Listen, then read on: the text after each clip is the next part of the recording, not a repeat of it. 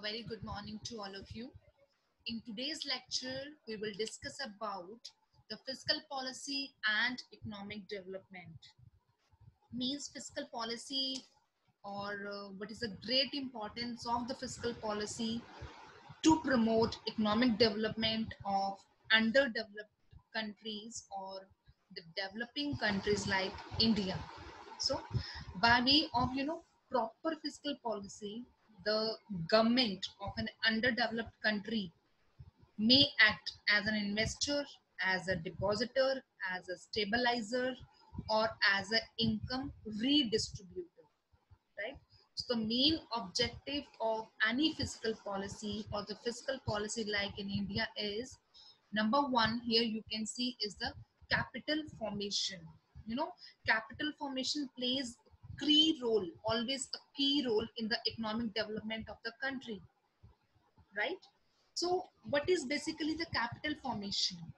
The capital formation means we have to increase the capital, we have to increase the rate of savings, we have to increase the propensity to save in the economy, and the rate of capital formation is always between 5% to 10% in the underdeveloped countries like India. Like in India, the rate of capital formation always fluctuate from sometimes 7% to 8%, from 6% to 9%. So it is mainly due to the fact that people's power to save and their propensity to save are very low. So the crux, we can say that saving is the most important or the principal source of capital formation, and economic development of a country is never possible without the capital formation. So the main aim of the fiscal policy is to stimulate the capital formation.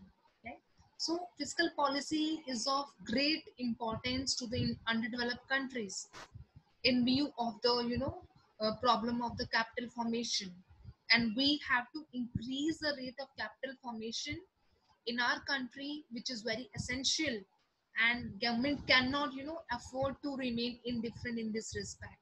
So in order to promote the rate of capital formation, either the government will have to increase the proceeds from the taxation, or it will have to resort to deficit financing.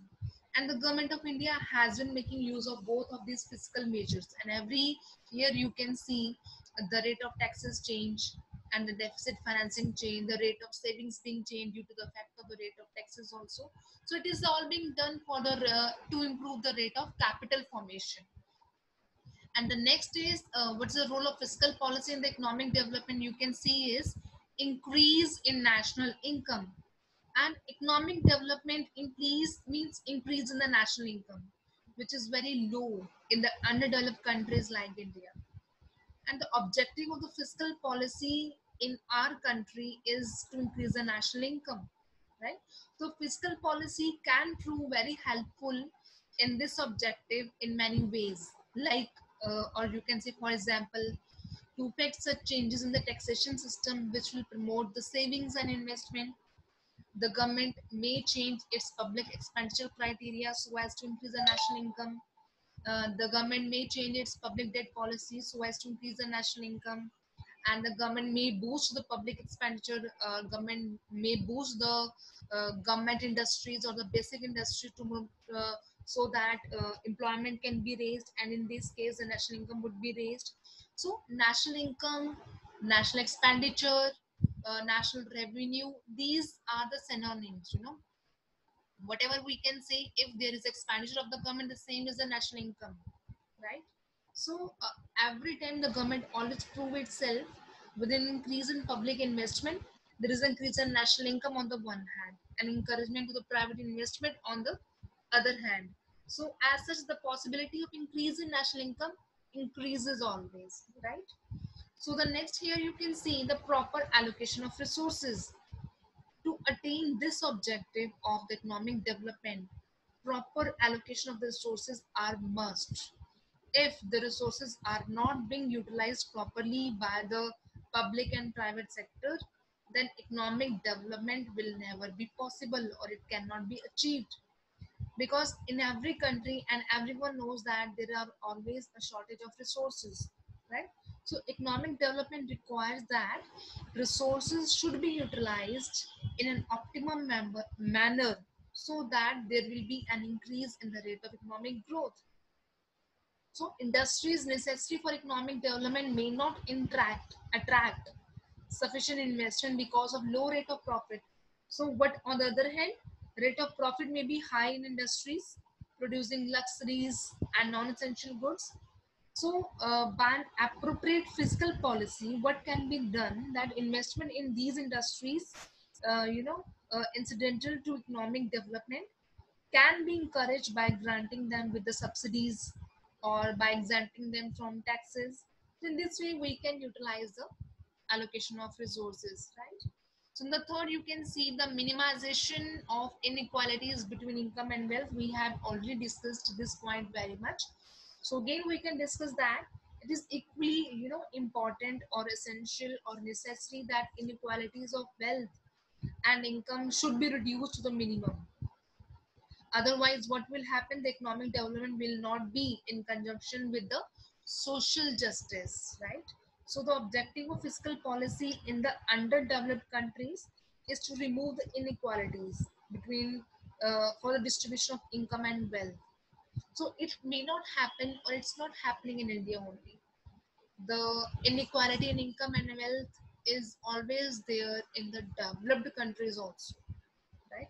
In fact, we can say that the inequality in income and wealth, the point has come from the capitalistic economies, right? The government can impose taxes at progressive rates on the rich to reduce their income. The government can do that, right? What the government can do, the heavy taxes can be imposed on the luxury goods, and the price of essential goods can be lowered by providing subsidies. So the government can do this to minimize the inequalities of income and wealth, right? And at the fifth point, you can see the control over inflation. We had already discussed this point in what's the role of fiscal policy to control the inflation, right? We have already discussed to control the inflation. What the government can do with the help of fiscal policy is decrease in public expenditure, increase in public debts, delay in the payment of old debts. The government can do for increase in the taxes. The government can go for overvaluation of the money. The government can go for surplus budget policy, right? We have already discussed this point that what government can do to control the inflation with the help of fiscal policy. And then in the next point, you can see reduction in the unemployment, right? So in many countries, like in India also, we used to say that unemployment is the biggest reason behind the economic development. Unemployment is the biggest reason behind the slowest rate of economy or the slump down of the economy. But in the country like India, there is the voluntary unemployment. There are jobs, but people do not want to work. So this is the basic problem lies in the country like India. People do prefer they prefer to have their own business. They prefer to have their own work.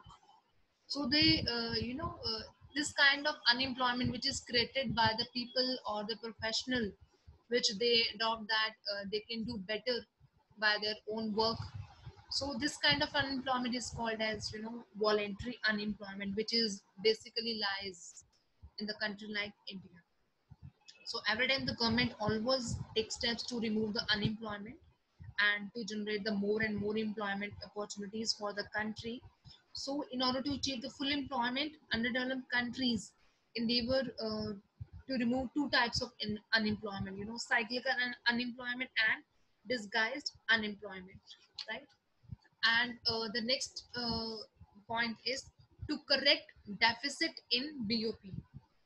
This is the most important point. Balance of payment is usually deficit in most of the underdeveloped countries, and what they do, they correct it by borrowing from the IMF.